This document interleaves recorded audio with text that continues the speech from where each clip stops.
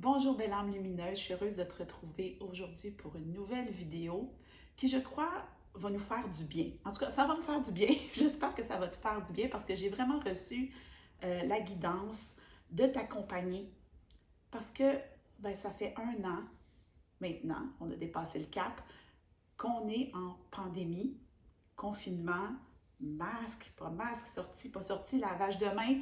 Le tourbillon nous a pris il y a maintenant 1 an. On est à l'aube du printemps, dépendant du moment où tu m'écoutes. Mais si tu m'écoutes à la sortie du vidéo, on est vraiment à l'aube du printemps. Et je crois sincèrement que le moment, je crois, on m'a inspiré que le moment était venu de faire un bilan. C'est quand même pas rien une pandémie mondiale de cette ampleur. On ne peut pas dire qu'on a vécu ça de cette façon-là. Personne dans notre vie actuelle, peut-être dans une vie passée, sait-on jamais, probablement en fait. Mais ici maintenant, cet anniversaire-là est aussi important que lorsqu'on célèbre le début et la fin de l'année. Donc, ce que j'ai envie de te proposer aujourd'hui, c'est de faire le bilan pour te donner du pouvoir dans ta vie. Parce qu'il y a des choses qu'on peut laisser aller de cette année-là, qu'on n'est pas obligé de traîner dans ce renouveau-là qu'est le printemps. Ça va être une vidéo qui, à mon sens, devrait être un peu plus longue que mes vidéos habituelles. Donc, si tu as envie de mettre pause, d'aller chercher un thé, un café, une bouteille d'eau, parce que j'ai vraiment envie de faire mon bilan avec toi. Donc, non seulement tu vas avoir les bonnes questions à te poser, l'accompagnement qui va avec, évidemment, parce que je suis là, les messages qui vont monter au fur et à mesure, mais je vais aussi te partager mon cheminement au cours de la dernière année parce que je le sens. Parce que pour moi, c'est important de cheminer avec toi. Donc, tu peux aussi aller te chercher papier, crayon si tu souhaites écrire ou simplement faire la réflexion dans ta tête en même temps que moi. Sens-toi bien libre de faire pause quand tu veux. Moi, de toute façon, c'est déjà enregistré. Tu ne me feras pas de peine si tu mets sur pause et si tu reviens plus tard ou si tu as besoin de temps pour méditer. Bref, mets-toi à l'aise. C'est correct? Donc, pour ma part, je vais prendre une grande respiration parce que je fais quand même mon bilan avec toi. Et on va commencer tout de suite avec la première question. En fait, il y a 3 questions. J'ai vraiment fait un bilan. J'ai prévu un bilan qui était vraiment très court, mais en même temps qui va t'amener à aller chercher les bonnes informations pour te donner du pouvoir pour le reste de l'année, en fait. Et la suite, hein, on sent quand même une énergie de déconfinement qui se place. C'est important d'être bien positionné en soi pour pouvoir ensuite offrir le meilleur de soi au monde. Donc, première question. Où en étais-je avant le premier confinement? Donc, on se rappelle qu'on a été confinés plusieurs fois, dépendant d'où vous êtes sur la planète. Il y a eu confinement, déconfinement, différentes règles qui se sont imposées. Donc, avant le mois de mars 2020, où en étiez-vous? Donc, la période qui est couverte par ça, c'est surtout de janvier à mars 2020. Donc, cet élan-là de renouveau qu'on a tous ressenti en début d'année 2020.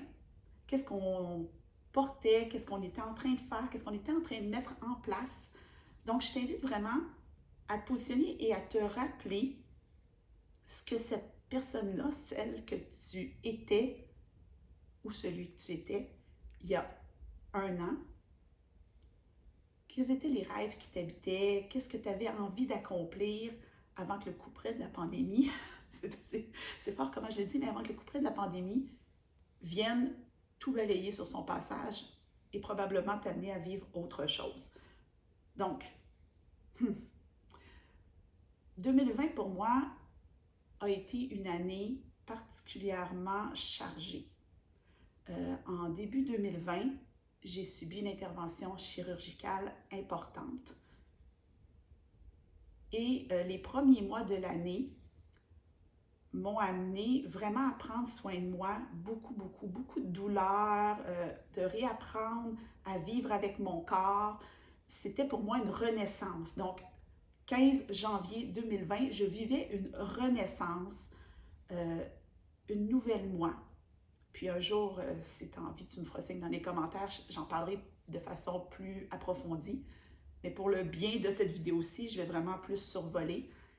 Ça a été suivi de l'hospitalisation de ma maman, qui a été très, très challengeante parce que je n'étais pas en mesure d'être présente pour elle. Donc, il y a eu un mouvement qui s'est installé comme ça pour moi. Et quand... Non, je ne vais pas dire ça comme ça. Donc, j'étais très, très à l'intérieur de moi, un mode ermite. Donc, en convalescence, j'avais à peine commencé à sortir fin février, début mars, là, les petits balbutiements. Je commençais à peine à ressortir un peu comme les bourgeons sur les arbres. Donc, de ton côté, où t'en étais? Qu'est-ce que tu étais appelé à faire? Où t'en étais dans ton travail, ton entreprise, ta vie, ta famille? Qu'est-ce qui t'habitait à ce moment-là? Prends le temps d'accueillir la personne que tu étais à ce moment-là. Parce qu'elle portait des rêves, parce qu'elle avait des ambitions, parce que pour elle, la vie était belle. Elle avait cette naïveté-là, cette innocence-là, l'insouciance. Prends le temps de connecter avec cet espace dans l'intérieur de toi, puis de noter dans ton cœur ou sur papier ce qui monte à ce niveau-là. Donc ça, c'était la première question. Ça mérite une gorgée de thé. Donc, peut-être que tu as pu le voir, mais les questions sont affichées au bas de l'écran pour que ce soit plus facile pour toi de les voir. Et là, c'est la grosse question. La question 2, c'est la question charnière. Celle qui va te demander le plus d'introspection, le plus de temps, mais qui vaut tellement, tellement la peine d'être traversée. Qu'est-ce que la pandémie m'a permis de vivre, créer, apprendre? Donc, on se ramène en mars 2020, peut-être plus ou moins tard, dépendant du moment où cette réalité-là est venue t'affecter. Parce que peut-être que tu travailles dans le milieu de la santé, peut-être que tu es professeur, peut-être que tu es entrepreneur, je ne sais pas. Peut-être que tu as des enfants, peut-être que tu n'en as pas. Tout ça vient jouer et influencer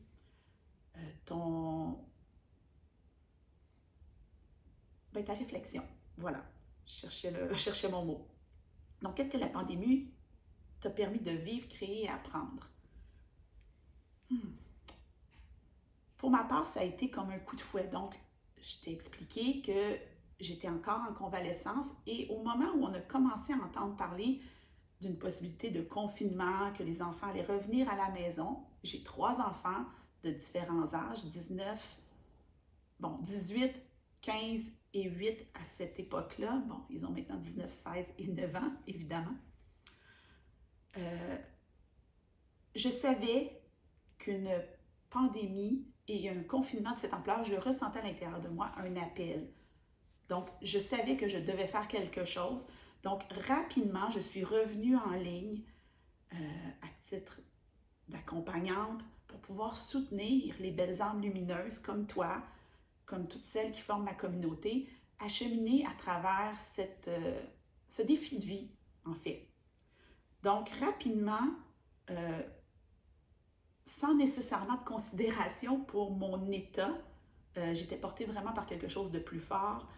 Je me suis remis en ligne et j'ai créé le premier alignement collectif, qui était un moment où on revenait tous ensemble. Je crois que c'était reprendre son pouvoir ou connecter avec son véritable pouvoir. Il y avait vraiment un appel à sensibiliser les gens pour prendre leur pouvoir à travers cette crise-là.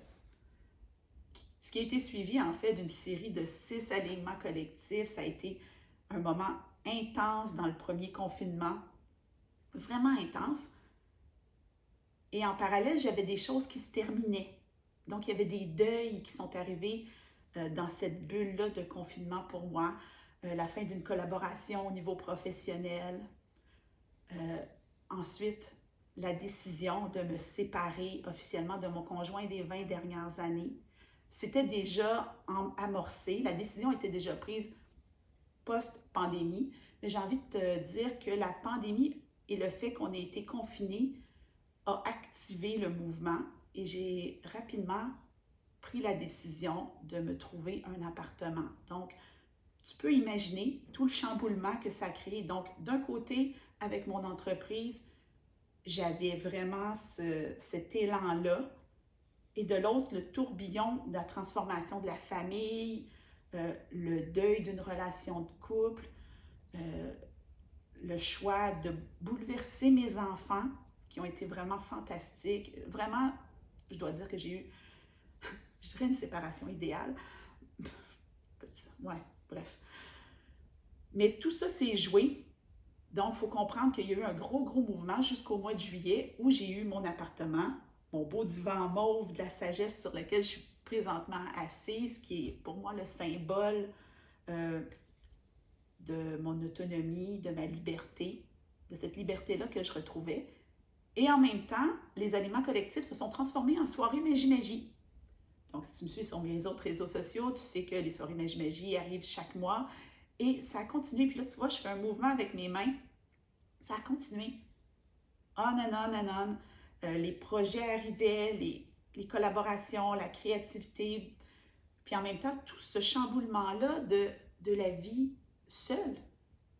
D'apprendre à vivre seule. Les moments où je me suis retrouvée seule ont été des moments de grande transformation, de grande libération, parce que non seulement je m'étais séparée, mais en plus, je m'étais séparée en confinement. Donc, il n'y avait pas beaucoup d'opportunités de voir des êtres humains, d'aller me changer les idées. J'avais vraiment à entrer en relation avec moi-même. Puis, ben, sur ce rythme-là, l'automne a déferlé. Tu vois, puis ça peut t'aider aussi dans ta réflexion. Je fais mon bilan de façon très globale, mais vraiment par saison, par groupe. Tu peux y aller par mois si tu veux. Mais pour moi, tu vois, l'automne est arrivé. Je fonctionne beaucoup avec les saisons. Si tu me suis depuis longtemps, tu le sais que le rythme des saisons est important pour moi. L'automne est arrivé et je suis tombée sur un mode automatique. Donc, la garde partagée, les clientes, les soirées Magie-Magie, tout s'entremêlait. Une grande envie de créer, mais je ne savais pas trop vers quoi je m'en allais. Au travers de ça, ben, j'ai eu un accompagnement de groupe qui était fantastique, qui était actif à Magie-Magie, qui m'a vraiment portée, je crois. Je me suis sentie surfer sur cette année-là au service de ma communauté. Je sentais que j'avais une responsabilité comme accompagnante de faire ma part. Tu sais, je pouvais pas. À l'intérieur de moi, il y avait quelque chose qui me disait que je pouvais pas rester assise chez moi à regarder Netflix. C'était pas ça que j'étais appelée à faire, c'était pas mon chemin. Bien que j'ai regardé Netflix comme tout le monde, à un moment donné, on s'occupe comme on peut. Mais c'était important pour moi de faire partie de ce mouvement-là à ma façon, dans ce que je suis appelée à enseigner. Mais je pense que ça a eu du bon. Je pense vraiment que ça a eu du bon. Et bon an, mal an, ben, j'ai traversé l'année et j'ai beaucoup appris sur moi, parce que la question, c'est vraiment qu'est-ce que ça m'a appris? Ça m'a permis de vivre, créer, apprendre. J'ai beaucoup appris sur moi, sur mon rythme, sur ma façon de travailler, ma façon même de canaliser mes dons. Il y a eu beaucoup d'amplification dans cette période-là. Puis est venue la période de Noël, qui est une période très puissante, où là, j'ai été appelée à créer l'ensemble des rituels de fin d'année. C'est une période tellement importante pour moi depuis les tout débuts de mon entreprise, d'accompagner les gens, de passer de l'année qui se termine à la nouvelle année, que j'ai encore donné de moi. Mes voisins à côté, malheureusement, ont passé au feu. Ça a été très demandant, très exigeant au niveau familial, au niveau personnel. Mais j'ai continué. J'ai continué parce que j'y croyais. Puis j'y crois encore, j'ai aucun regret de tout ce que j'ai fait. Puis la nouvelle année a commencé, les 1 an de mon opération. Ça a été un moment émouvant pour moi de marquer cette année-là.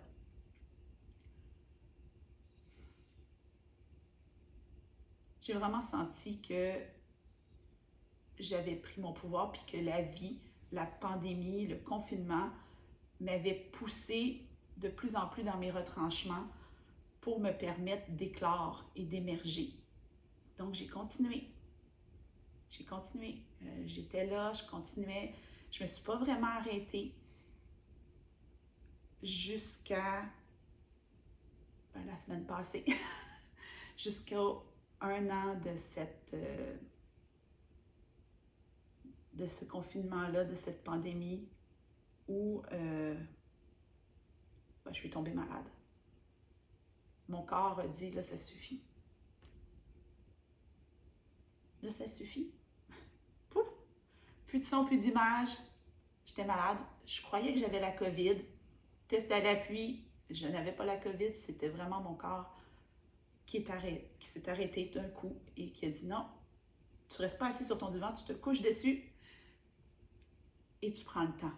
Tu prends le temps d'intégrer. Donc, j'ai eu une semaine, parce que je ne passais pas mon temps à dormir, à regarder le plafond, juste en haut, ici, et à vivre mon année. Donc, ce que je suis en train de te présenter, je l'ai vécu couché sur le divan. Et la vie a bien fait de m'arrêter. La vie a bien fait de m'arrêter parce que des fois, on se laisse prendre dans le tourbillon de la vie. On se laisse prendre pour plein de bonnes raisons. Puis à un moment donné, on s'arrête. Et c'est là que tout émerge. C'est là que la magie se produit en fait. Parce que des fois, on n'a pas le choix. On a toujours le choix. C'est pas vrai. On a toujours le choix, mais l'appel est plus grand que ce qui serait logique de faire. T'sais, en temps normal, j'aurais dû finir ma convalescence. Mais l'appel, quand l'âme appelle, quand on sent qu'il y a quelque chose de plus grand que nous qui est en train de se produire, on répond, tout simplement. Puis des fois, c'est l'urgence de vivre, l'urgence de se réaliser. Il y a plein de raisons pourquoi on ne s'est peut-être pas arrêté. Puis il y a plein de raisons pour lesquelles on peut s'être arrêté dès le premier confinement. Je pense que tu peux voir la nuance. C'est vraiment intéressant quand je me mets à y penser puis que je le partage avec toi. Je me dis que j'avais besoin de vivre ça. J'avais vraiment besoin, le mot qui manque, c'est j'avais vraiment besoin de passer dans le tordeur pour réémerger ici maintenant avec toi à nouveau. Parce que je pense que la vie n'est faite que de renaissance continuelle. Dans le fond, on évolue puis on renaît à nous-mêmes dans cette énergie-là. Donc, j'espère que tu as bien cheminé avec moi puis que ça t'a aidé ce que je te partage. Bien sûr, il y a une partie qui est beaucoup pour moi dans ce que je partage, mais j'ai confiance que ça va te faire allumer sur des choses, ça va t'avoir fait allumer sur des choses pour ton propre bilan. Donc, cette deuxième question-là, tu comprends que c'est la plus chargée. C'est celle qui mérite peut-être que tu écrives ou que là, tu mettes sur pause puis que tu fasses 3 minutes. Là. J'ai tout écouté, Marie-Josée. J'ai peut-être besoin de me déposer à ce sujet-là. Tu peux finir d'écouter la vidéo aussi puis tout compléter ça plus tard. Il n'y a vraiment pas de problème. Ce qui m'amène à la question numéro 3. Donc, là, je vais prendre une gorgée de thé parce que j'ai beaucoup parlé. Donc, question numéro 3. 1 an plus tard, à l'aube du printemps, quel est l'appel de mon âme?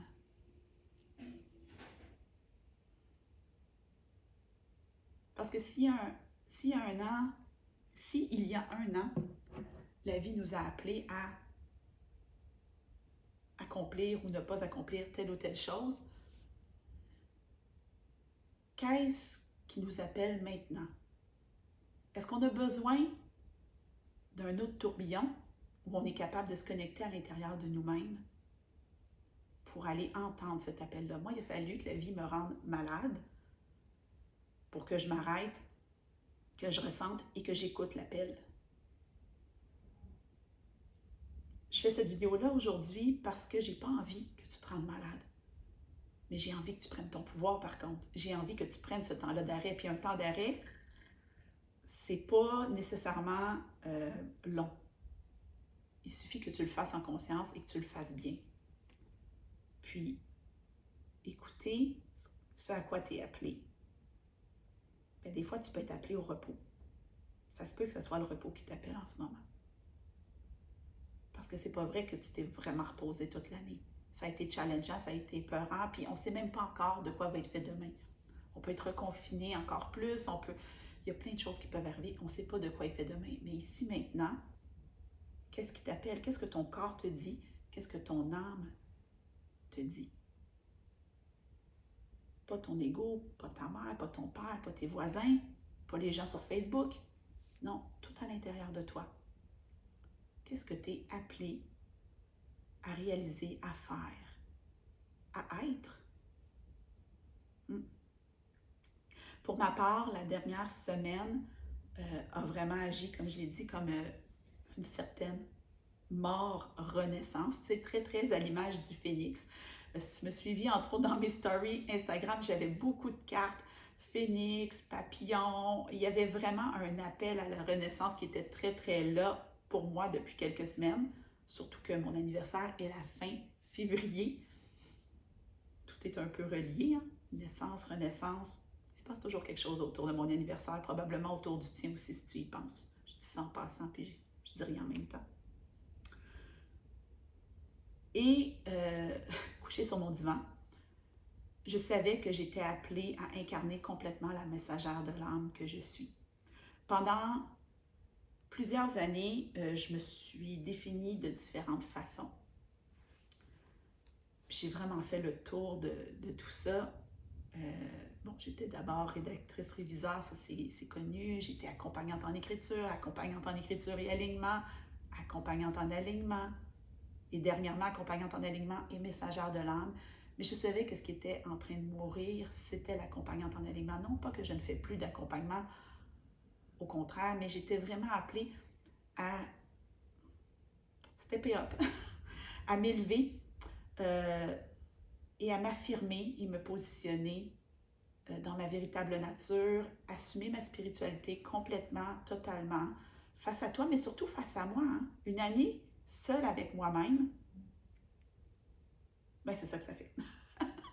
C'est vrai que je n'ai pas été toute seule pendant un an, ça on va se le dire, j'avais mes enfants et tout ça, puis j'ai encore une très très bonne relation avec mon ex-conjoint qui travaille avec moi. Si tu es venu dans les soirées Magie, tu le sais déjà. Mais quand même,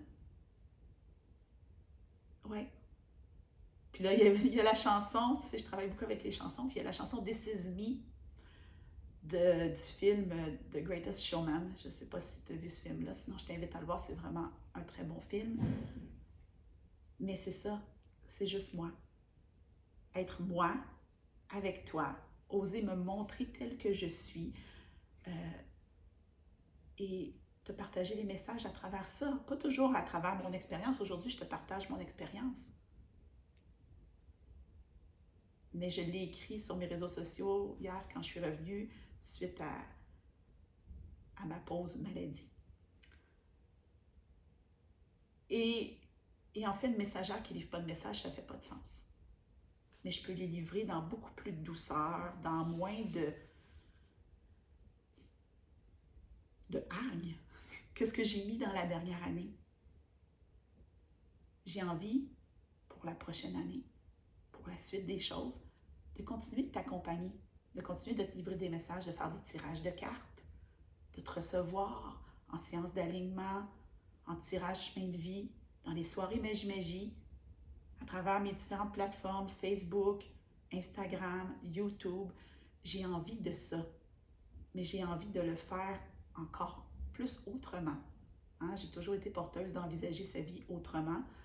Bien, la vie m'amène à être dans plus de douceur envers moi, pour plus de puissance, pour moi, pour toi, pour nous.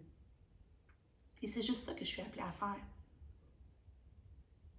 Et ce qui est vraiment intéressant, c'est que je n'ai pas un plan quinquennal d'action. Je sais où je veux aller, je sais ce que je veux réaliser, mais en même temps, chaque pas m'est dicté au fur et à mesure. Hier, j'ai fait une publication de retour. Aujourd'hui, je tourne cette vidéo-là pour toi. Demain, que sais-je? On ne sait pas. Et j'accepte que ça soit ça, mon chemin de vie. Maintenant, pour ce qui est de toi, ici, maintenant, qu'est-ce que tu es appelé à faire? À te reposer, à t'activer, à créer, à imaginer, à t'investir, à t'engager. Qu'est-ce qui t'appelle profondément? Pas qu'est-ce que tu crois qu'il faut que tu fasses. Qu'est-ce qui t'appelle profondément, qui te pogne aux tripes et qui monte dans ton cœur et qui explose? C'est cet appel-là que tu as écouté. Et peut-être qu'il y a une période de repos, 2, 3 jours, une semaine, avant de te lancer dans ce qui t'appelle. Puis si tu me dis, j'ai pas le choix, il faut que je travaille, je veux dire, fais ce qui te semble juste pour toi. J'ai aucun jugement. Tu fais ce qui te semble juste pour toi. Ce que je t'invite à faire, par contre, c'est vraiment de prendre le temps, d'avoir pris le temps de faire ce bilan-là, si ce n'est pas déjà fait, de prendre le temps de le faire. Il y a 3 questions. C'est super facile. Je les résume. Où j'en étais avant le premier confinement, donc de janvier à mars 2020. Qu'est-ce que la pandémie m'a permis de vivre, créer et apprendre? Donc là, tu peux vraiment prendre le temps de te raconter. Et 3, 1 an plus tard, à l'aube du printemps, quel est l'appel de mon âme? Tu es doté du libre arbitre. Moi, je te demande d'écouter l'appel de ton âme. Après ça, c'est toi qui vois comment tu le mets en œuvre. Puis ça va toujours être parfait. Fais confiance que ça va toujours être parfait.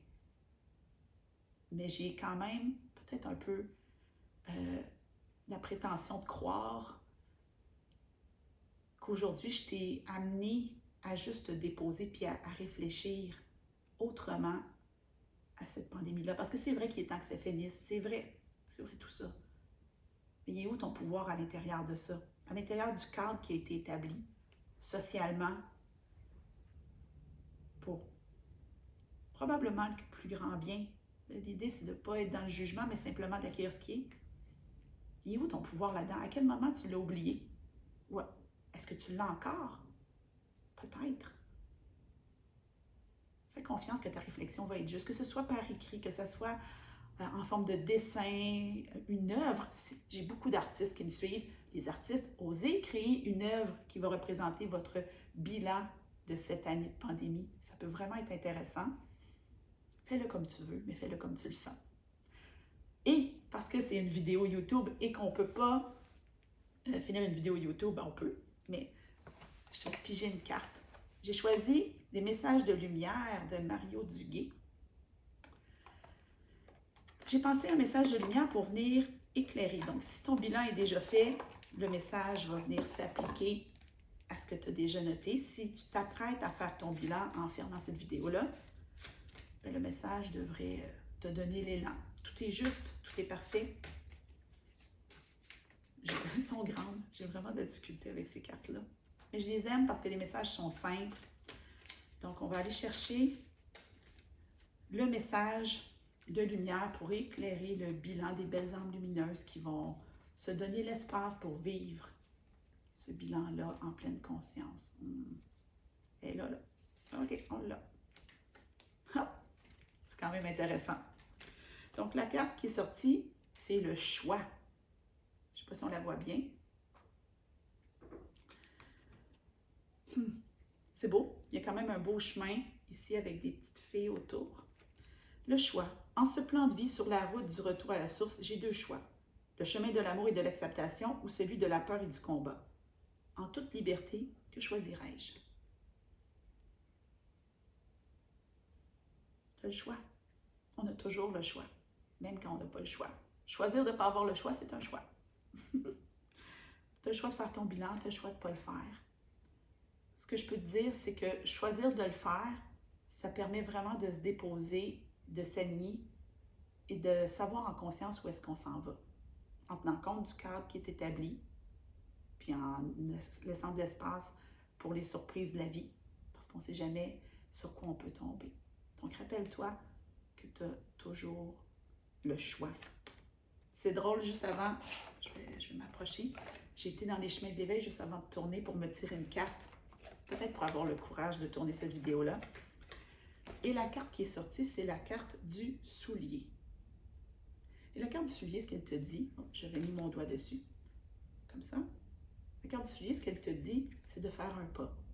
Mais peut-être que ce pas-là, c'est de faire ton bilan d'1 an de pandémie. 3 questions, faciles, simples, dans ton cœur, dans ton âme, par écrit, en dessin, en jasant avec une copine sur Zoom, tout est possible. Prends les 3 questions, prends le temps d'y réfléchir, que ce soit court ou long, c'est pas important. L'important, c'est que tu aies choisi de te recentrer, de reprendre ton pouvoir dans tout ce grand mouvement-là. Tu n'es pas pris dans le tourbillon, tu as le pouvoir d'en sortir. Donc voilà, je pense que ça fait le tour. Je suis contente d'avoir passé ce moment-là avec toi. Si tu as aimé ce genre de vidéo-là, laisse-moi savoir dans les commentaires. Tu peux bien sûr t'abonner à ma chaîne, ça me fait toujours plaisir. Je n'ai pas une grande constance dans mes vidéos, mais quand j'en fais une, dis-toi que c'est connecté sur le cœur et sur l'appel de mon âme. Donc on se retrouve bientôt pour une nouvelle vidéo.